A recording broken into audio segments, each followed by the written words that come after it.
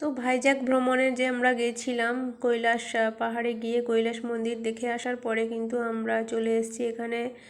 এরোপ্লেনের সংগ্রহালয় রয়েছে, মানে যুদ্ধ বিমানের যে সংগ্রহালয় রয়েছে, অনেক কিছু আমরা নতুন অজানা তথ্য সম্পর্কে জানবো। তো তার আগে আমরা বলে নিই ভাইজ্যাক যে গেছিলাম আমরা তো অনেক দিন আগেই চলে এসেছি, তারপরে মানে শুভ ভাতৃ দ্বিতীয়া, কালী পুজো সবটাই গেছে। আবার এখন নিত্য দিনের মতো ছুটির পরে সমস্ত স্কুল টুল সব খুলে গেছে, এবার স্বাভাবিক দিন যাপন হচ্ছে। তার আগে ভাইজ্যাকে আমরা যে গেছিলাম সেখানে সীমালোচন মন্দির দেখেছি, তারপর ভাইজ্যাকে সমুদ্রে স্নান, তারপর আরকু ভ্যালি আর বোরা গুহা, অনেক কিছুই আমরা দেখেছি। সে আগের ভিডিওতে সমস্ত কিছু রয়েছে, তোমরা প্লে লিস্টে গিয়ে দেখতে পারো। আর যা অনেকের বন্ধুরা তোমরা দেখেছো, এবার অনেক দিনের পর কিন্তু আমি মানে ভিডিও দিচ্ছি, তো এডিট করা হয়ে উঠছিল না। তো আশা করি তোমরা সবাই ভালো আছো, আমিও ভালো আছি। তো সোমা 6 চ্যানেলে তোমাদের আরও একবার ওয়েলকাম জানাই। আর এখানে দেখো যারা বিমানের অনেক আগে যুদ্ধ বিমানগুলোতে অনেক অ্যাচিভ করেছে তাদের ছবিগুলো রয়েছে। এবার এখানে সিট রয়েছে যারা যুদ্ধ বিমান চালায় বিভিন্ন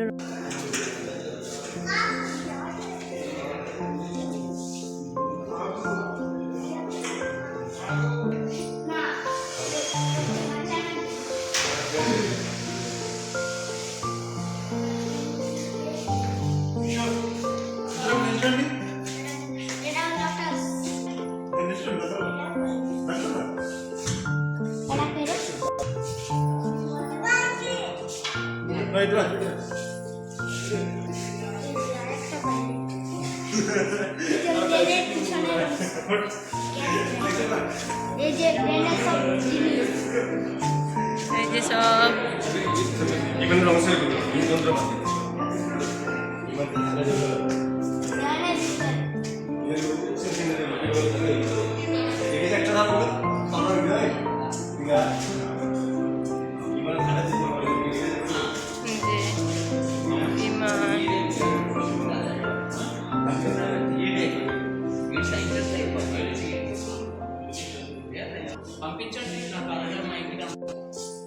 যে বড় এরোপ্লেনটা দেখেছিলাম এর মধ্য দিয়েই কিন্তু আমরা যাচ্ছি।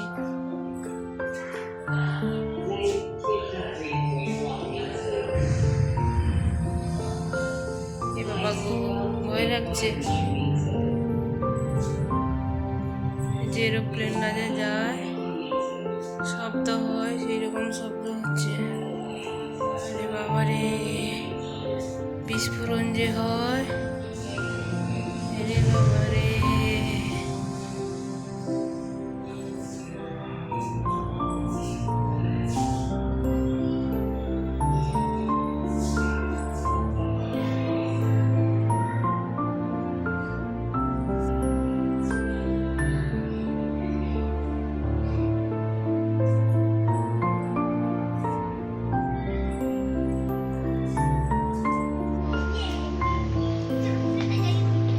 কি প্লেনে উঠবে? প্লেন এমনি কত বড় হয় দেখে নাও। এর ভেতরে যাবো তো, এ বাবা গো ভয় লাগছে। তো এরোপ্লেনের ভেতরে কি কি ছিল সব দেখে চলে এসেছি। সেখানে আমার মানে ফোনের চার্জও ছিল না বলে আমি ভিডিও করিনি, আর বাকিটা বাইরেরটা বরের ফোনেই ভিডিও করেছি। এবার এখানে একটা অ্যাপার্টমেন্ট রয়েছে, অনেক কিছু মানে চেয়ারে বসে মানে চোখে বাঁধা হয়ে আছে সব, মানে কেউ গেম খেলছে, কেউ বিভিন্ন ভবিষ্যতের সম্পর্কে মানে কি করছে, আকাশে টাকাশে মেঘে টেঘে গিয়ে কোথায় মানে এরোপ্লেন কিভাবে চালানো হয় বা কী সব ক্যাপাসিটি রয়েছে কিছুই মানে অর্ধেক বুঝতে পেরেছি, অর্ধেক বুঝতে পারিনি, এরকম একটা ব্যাপার। এটা একটা আলাদা একটা জায়গা, সেখানে আবার দেখেছি। তো বেশি কিন্তু মানে ফোনের চার্জ নেই, বরের ফোনেও সেরকম চার্জ নেই বলে বেশি ভিডিও করিনি।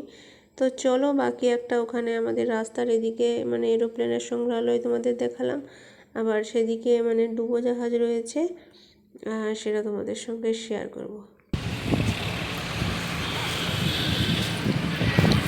এটা যেটা দেখালাম তোমাদের 144 বিমান সংগ্রহালয়। আবার এদিকে সাবমেরিন রয়েছে, কি এটা যুদ্ধ জাহাজ নাকি ডুবোজাহাজ? আচ্ছা ডুবোজাহাজ, এটা সাবমেরিন, এটা আবার দেখতে যাব। সবেতে 80 টাকা 90 টাকা করে টিকিট, 100 টাকা লেখা আছে। তো তো রাস্তাটা পেরিয়েই আমরা ওইদিকে যাব। তো সমুদ্রের ধারেই একবারে সাবমেরিন রয়েছে, মানে ওই যে ডুবোজাহাজটা কিন্তু পরে আমরা জানলাম যে মানে সত্যিকারেরই ডুবোজাহাজ। এটা কিছু মানে অসুবিধার জন্য কিন্তু মানে সেখানে একটু মডিফাই করে এখানে রেখেছে, কিন্তু এটা কিন্তু সত্যিকারের ডুবোজাহাজের মধ্যে অনেক কিছু দেখার জিনিস রয়েছে। আমরা অনেক কিছুই দেখেছি, কিন্তু তোমরা হয়তো ফোনে দেখে সেটা বুঝতে পারবে না।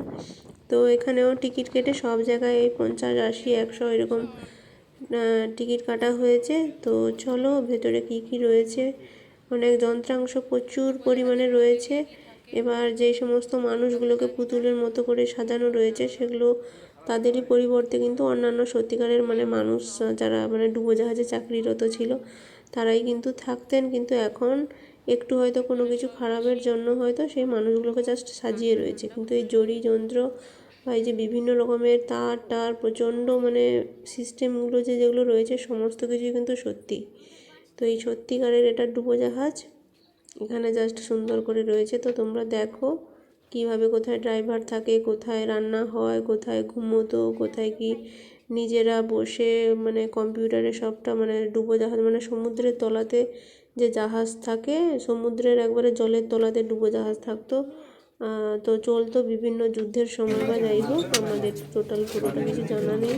তো সেখানে কি সিস্টেম থাকতো না থাকতো সেইটাই সব কিছু রয়েছে।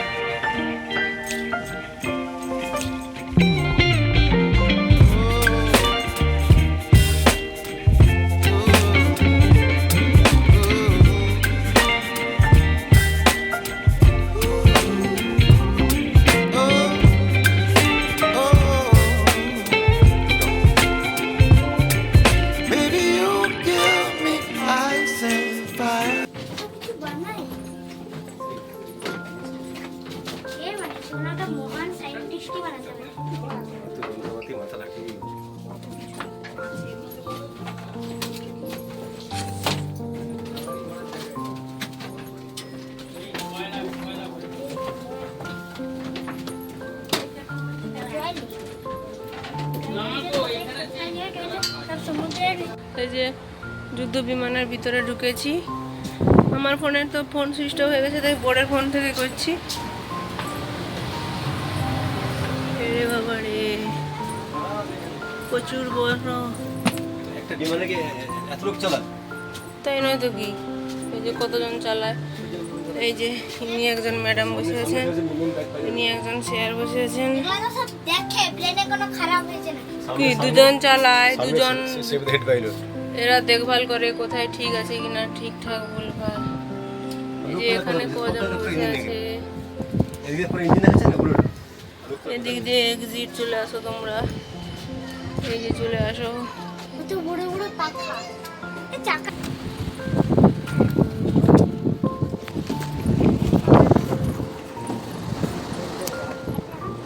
ক্রাফট বাজারে এসেছি, জিনিসের তো প্রচুর দাম, যেগুলো আমাদের ওখানে 30-40 টাকা, ওখানে 150-200 টাকা করে।